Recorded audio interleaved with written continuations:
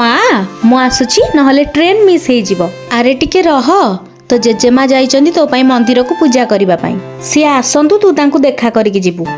ତା ପୂଜା ବାହାନାରେ ମୋ ଟ୍ରେନ୍ ମିସ୍ ହେଇଯିବ, ଆଉ ତା ସାଙ୍ଗରେ ମୋ ନୂଆ ଚାକିରିଟା ବି ଯିବ। ମୁଁ ଆସୁଛି।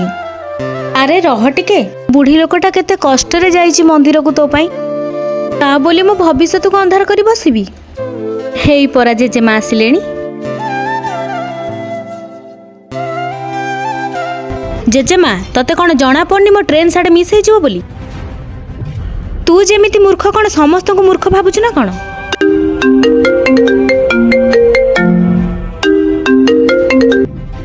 ହ୍ୟାଲୋ। ଆରେ ସାଙ୍ଗ ତୁ ଠିକ୍ ଅଛୁ ତ?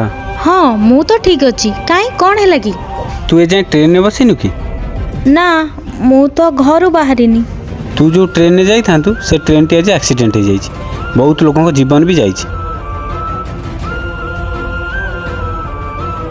ଆରେ ମା କ'ଣ ହେଇଛି? କ'ଣ ହେଇଛି କହୁନୁ?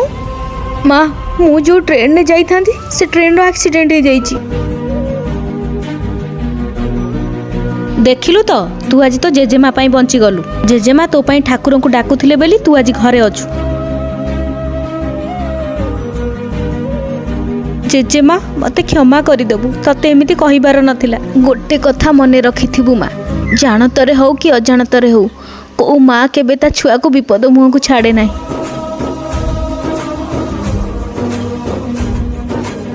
ନିଜ ଜେଜେମାଙ୍କୁ ଭଲ ପାଉଥିଲେ ଚ୍ୟାନେଲକୁ ସବସ୍କ୍ରାଇବ୍ କରନ୍ତୁ।